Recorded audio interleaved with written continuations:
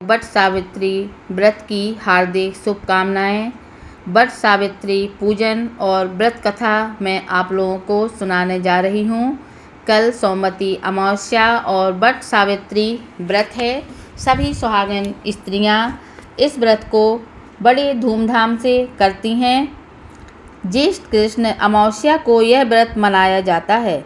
इस दिन सत्यवान सावित्री तथा यमराज सहित पूजा की जाती है। तत्पश्चात फल भक्षण करना चाहिए। यह व्रत रहने वाली स्त्रियों का सुहाग अटल होता है। सावित्री ने इस व्रत के प्रभाव से अपने मृतक पति सत्यवान को धर्मराज से भी जीत लिया था। स्वर्ण या मिट्टी से सावित्री सत्यवान तथा भैंसे पर सवार यमराज की प्रतिमा बनाकर पूजन, चंदन, दीप, फल, रोली, केसर से पूजन करना चाहिए तथा सावित्री सत्यवान की कथा सुननी चाहिए। तो आप लोगों को हम कथा सुनाते हैं। कथा: भद्र देश के राजा अश्वपति की पुत्री रूप में सर्वगुण संपन्न सावित्री का जन्म हुआ। राजकन्या ने धूमत्सेन के पुत्र सत्यवान की कीर्ति सुनकर उन्हें पति रूप में वरण कर लिया। इधर यह बात जब ऋषिराज नारद को ज्ञात हुई तो वे आश्चर्य में पड़ गए। आश्चर्यपति से जाकर कहने लगे, आपकी कन्या ने वर खोजने में निसंदेह भारी भूल की है। सत्यवान गुणवान तथा धर्मात्मा भी है, परंतु वह अल्पायु है और 1 वर्ष के बाद ही उसकी मृत्यु हो जाएगी। नारद की यह बात सुनते ही राजा अश्वपति का चेहरा विपर्ण हो गया। वृथा न होई देव ऋषि वाणी, ऐसा विचार करके उन्होंने अपनी पुत्री को समझाया कि ऐसा अल्पायु व्यक्ति के साथ विवाह करना उचित नहीं, इसलिए कोई अन्य वर चुन लो। इस पर सावित्री बोली, पिताजी, आर्य कन्याएं अपना पति 1 बार ही वरण करती हैं। राजा 1 बार आज्ञा देता है, पंडित 1 बार ही प्रतिज्ञा करते हैं तथा कन्यादान भी 1 ही बार किया जाता है। अब चाहे जो हो, मैं सत्यवान को ही अपने पति रूप में स्वीकार करूंगी। सावित्री ने नारद से सत्यवान की मृत्यु का समय मालूम कर लिया था। उपरांत उन दोनों को परिग्रहण संस्कार में बांधा गया। वह ससुराल पहुँचते ही सास ससुर की सेवा में रात दिन रहने लगी। समय बदलता ससुराल का बल क्षीण होता देख शत्रुओं ने राज्य छीन लिया। नारद का वचन सावित्री को दिन प्रतिदिन अधीर करता रहा।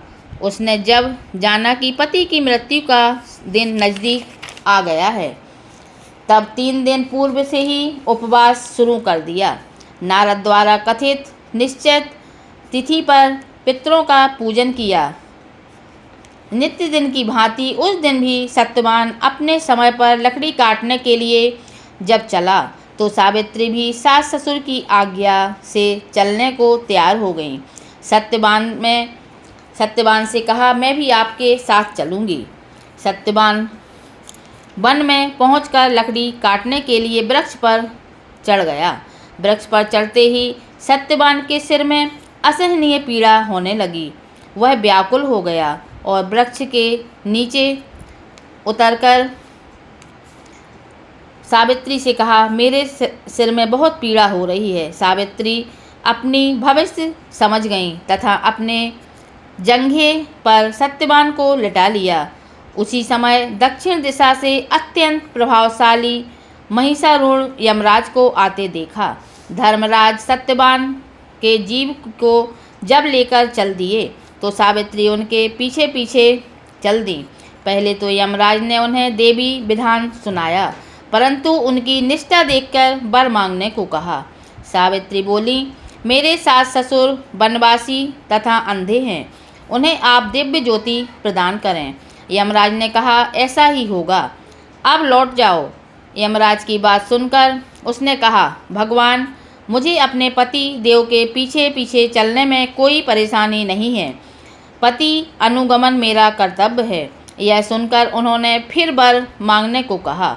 सावित्री बोली, हमारे ससुर धूत्रसेन का राज्य छिन गया है उन्हें पुनः प्राप्त हो, तथा यमराज ने यह वर भी देकर लौट जाने को कहा, परंतु उसने पीछा नहीं छोड़ा।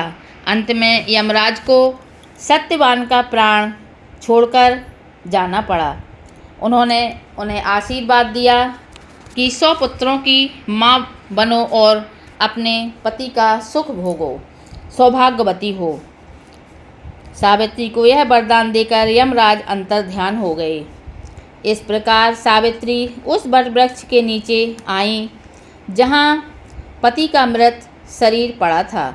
ईश्वर की अनुकंपा से उसमें जीवन संचार हुआ तथा सत्यवान उठकर बैठ गए। दोनों बहुत हर्ष उल्लास से भर गए और पति को जीवित देखकर सावित्री के तो खुशी का ठिकाना नहीं रहा। अब वह अपनी राजधानी की ओर चलने लगे तथा माता पिता को भी दिव्य ज्योति वाला पाया। इस प्रकार सावित्री सत्यवान चिरकाल तक राज्य सुख भोगते रहे। यह व्रत सुहागिन स्त्रियों को करना चाहिए और इस दिन वट के नीचे पूजा करके कच्चा सूत जो आता है उसको वट में चारों ओर लपेटना चाहिए और जो चने हम भिगो के रखते हैं तो 12 चने से हमें 12 परिक्रमा भी वट के लगाने होते हैं और वट के नीचे बैठकर ही हमें यह वट सावित्री की कहानी सुननी होती है।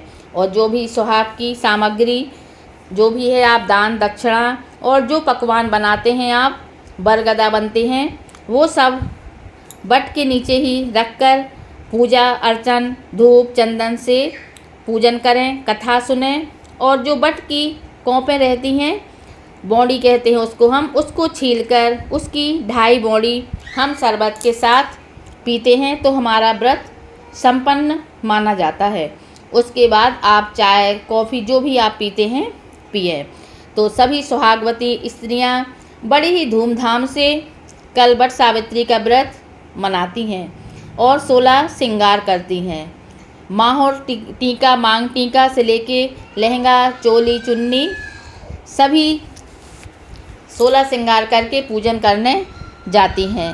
हमारी सभी भाई बहनों को और माताओं को बेटियों को वट सावित्री व्रत की हार्दिक हार्दिक शुभकामनाएं। और जो भी महिलाएं अपने आस्था से वट सावित्री व्रत रखती हैं और पूरे विधि विधान से पूजन करती हैं उनका सुहाग अटल रहता है। और कल सभी को ढेर सारी हार्दिक हार्दिक शुभकामनाएं।